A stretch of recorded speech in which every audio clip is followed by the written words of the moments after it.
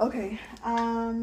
So I'm just gonna go over like random clip snippets and ask you what you saw, tell you what I saw, and then like glows and grows for each section. Okay. Really, really simple. Cool.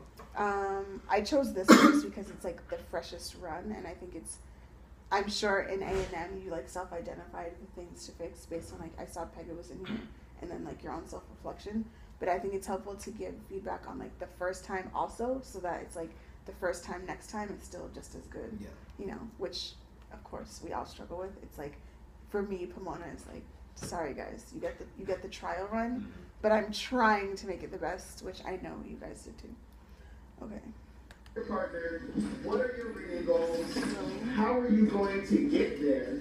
And who do you want to be? Question. Before you did this, had you looked through the PowerPoint? Yeah. Okay. I ask only because there's certain points in which I pause and I'm like, freeze. I notice you freezing and then looking at what the questions are, and I just wanted to know if you were like comfortable walking in with like, yes, this is what I know what I'm supposed to be doing. Yeah, we looked at it and then we reviewed it before tutorials. Okay, cool. Claire and I would like go over it. To like plan who was gonna do what. Okay. To lock it up with your partner. Tell your partner, what are your reading goals? How are you going to get there? And who do you want to be proud of you? These are 3 things that you're discussing with your lock it up partner. What are those 3 things? What are those 3 things? Let me get a hand. What are the 3 things that you're telling your lock it up partner we're proud of? The 3 things that we're telling our lock it up partner is what our reading goals are and how we're going to get there and who we want to make proud. Awesome. Rosalie, what's your reading level? My reading level is D. What's your goal? D+. Yes. Sadie, what's your reading level? What's your goal?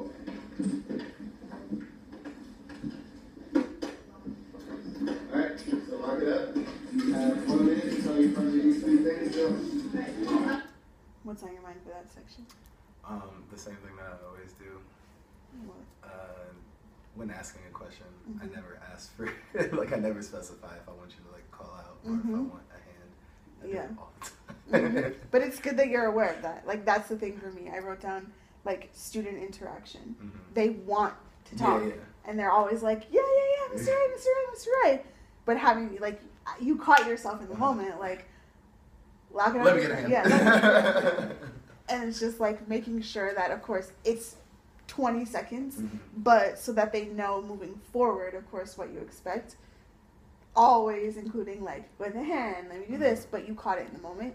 There's another point in which we'll watch together. I think in the video that comes out again, it's like they're not being disrupted, but thinking about like your own classroom, helpful just like to sear that into your brain so that kids know when you speak, and like you can't talk over me. Not that that's what they intend to do, but there's a way to interact to clear, and to communicate. Yeah, cool. I do it all the time. I do it in guide reading too. I'm always like, but the awareness is key. If you're like, oh yeah, that was like fine, kids can just like shout out anything. It's like, okay, but good. I was surprised that they really liked this video. They did talk about it, and they had pretty insightful things. Ibrahim I was surprised. He was very specific about like what he wanted to do. So was Paulo, which was awesome.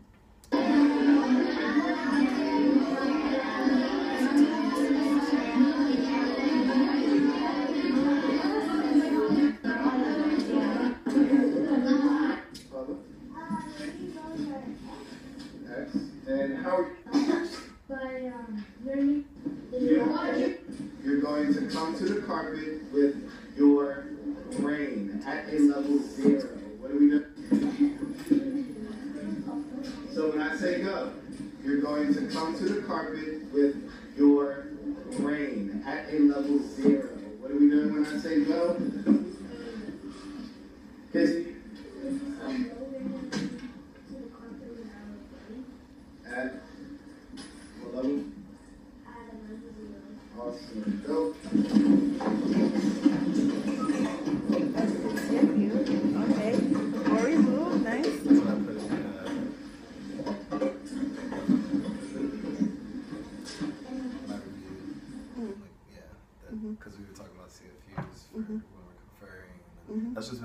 been trying to like focus on doing it because I always like give a ton of directions. Like go. Right. But it's evident that like okay, the cycle is clear that it's like you give the directions, you check for understanding, you included the keyword go, and they know what to do and how to do it. So hopefully now it's become like second nature. Yeah, it is. It's like okay. And one thing that I did notice, like in the deliberate practice during relay, is because I kept seeing everybody else do it. They would say like, they would give all these directions and not say, you know, not give the keyword, like just do this when I say go. And so it like just made everything confusing. I was like, wait, I do that like all the time. Exactly. From so, seeing everybody else, like seeing everybody else do it. Like, oh, maybe I should probably, I'm giving you feedback to say go. Maybe I should probably. You're going to give your feedback and the feedback and the yes, because of the feedback that I'm giving you, you should give me feedback on how my feedback is. It's coming across in your feedback.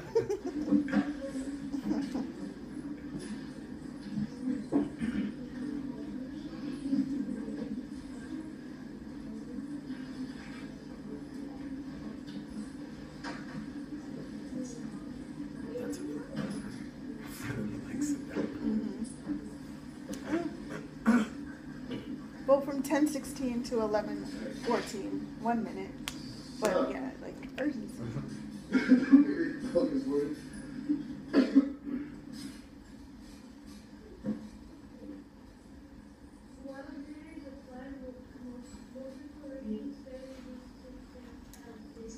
Yes, we spend so much time working on so many different reading strategies with anchor charts all around you to help you remember what those strategies are. Why in the world is this important? Christian?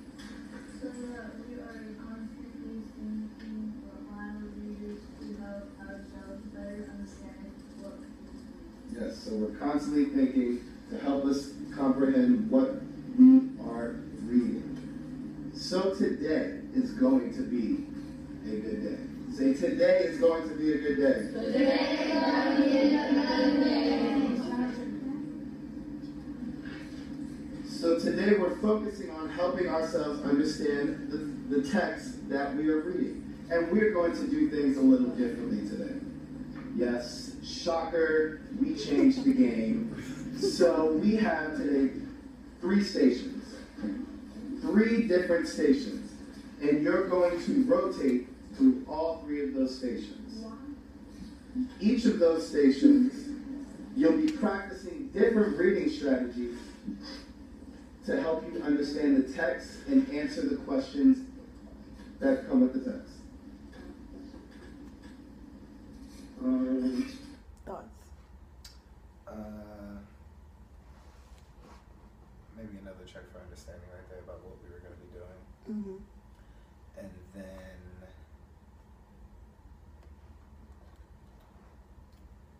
I think that would be appropriate. yeah. Like a ton of directions.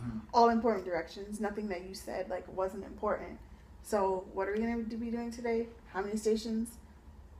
Even if like a lock it up. So, you know, we try as much as possible to break up how much we're speaking. And chunk it so that they can. Yeah. And then we changed how like we explained everything to them for A&M, and then Claire changed it for Rice. And for UPenn we changed it too because it was just. How did you guys change it? We didn't really even explain. We just explained everything on while they were at their desks. Yeah. Because it just became too much to like, I guess, monitor them, and they just seemed like they weren't focused for Pomona while they were sitting on the floor. So it just felt easier to give them the directions at the desk. I didn't really see a need for them to come to the carpet. Sometimes I do it because like the proximity I think does make a difference, and it's also in like the relaying of the information, and like when you can talk to them as though like you're having a conversation, it does I think create a more like hopefully an more intimate setting so that they're like, okay, I do need to listen and pay attention. But I agree, like there's certain times in which it's appropriate and certain times that it's not. Alright, I want to move to... Eyes on me. Everybody say, ooh. Ooh. Everybody say, ah.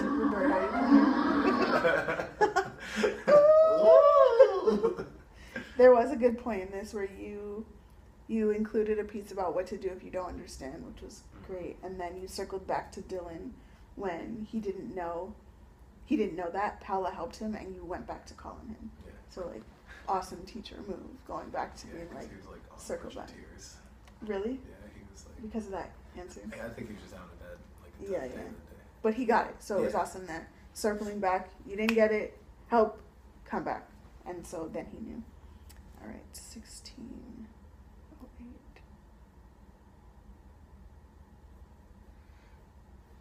I was surprised at watching this, like you had said, they were really working. Mm-hmm. Well, not surprised, but like they did. Patience.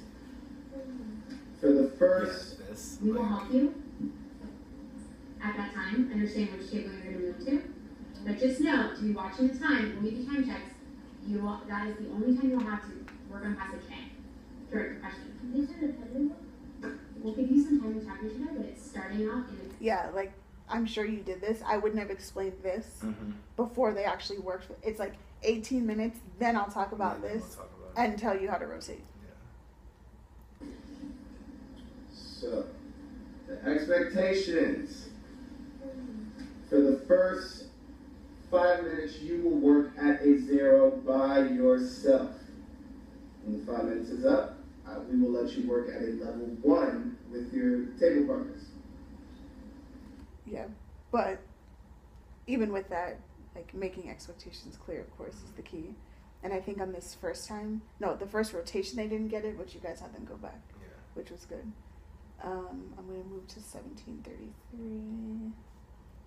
So I noticed that between 16:08 and then 19:23 is when you guys got to the blue folder directions. Mm-hmm. So between those like 4 minutes, almost 5, it's like still directions, and they've been at the carpet since 11:17. Yeah. So I agree with your choice to be like, okay, let's split it up and move it, so that it's like when we have to do this, that's when we get that information. Yeah. You don't need to know about, May in March or in November. For goals, yes, but in the situation for like smaller things, no. Yeah. And then I saw in this piece, had you and Claire split it up as far as like, during this section, I'm going to monitor for these things, and during this section, this is me. I only asked that because... Back to your table at a level 0, and have your eyes up here so we can figure out how in the world you're going to rotate through this entire classroom. Go.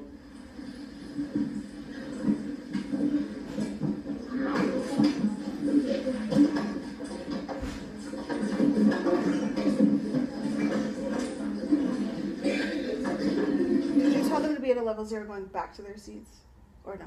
Or just? I don't think I said it. Okay. Yeah. Not an issue. Mm-hmm. Just being aware of like all the different places and things. I think it's fine for this. We don't always say that they need to, so it wouldn't be something that would need to be extra.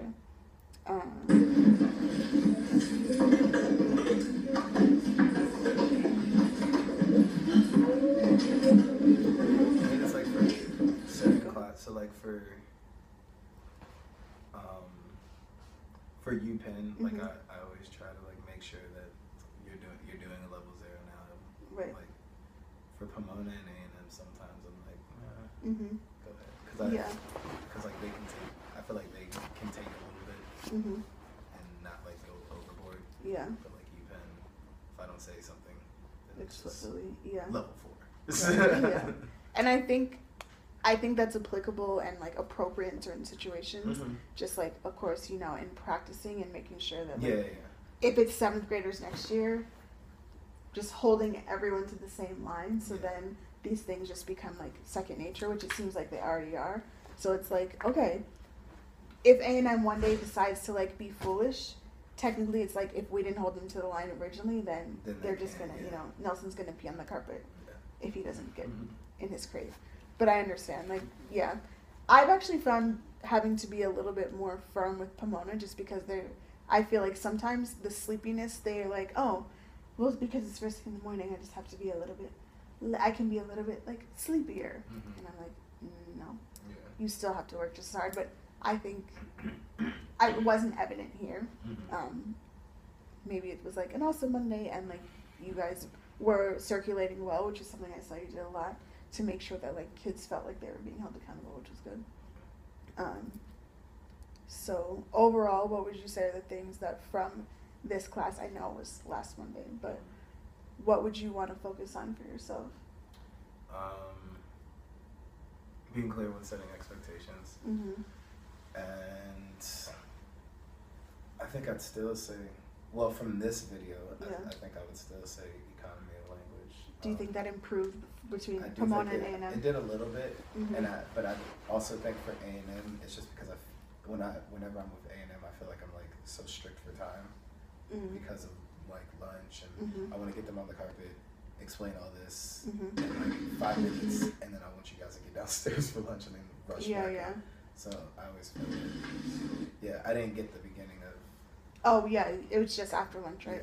Yeah. Okay. So language, and I think your directions are in a good place, because kids do know what to do and they know how to do it. Most times, there are certain times like when we talked about the interaction, like how do you speak, how do you do this? It's like, okay, we could tighten those things up. But what were you gonna say? I think so. Chunking the information, I guess would be how I would say. Yeah. Because I feel like sometimes I give directions, and then all of a sudden, like when I say go, it's like 5 people who are like, "What are we doing? Yeah, what are we doing? What's happening?" So making them more bite-sized. Yeah. Do you think that that's something you can focus on in guided reading? Yeah, definitely. Especially today. How was today? Today was a struggle. Aside from their like end of No, day. yeah, it was. I tried to give them a lot more work time than I usually do, because normally it's. Which requires more management. Normally it's we work together for a good amount of time, and then like I'll start it out with them. I'll start with guided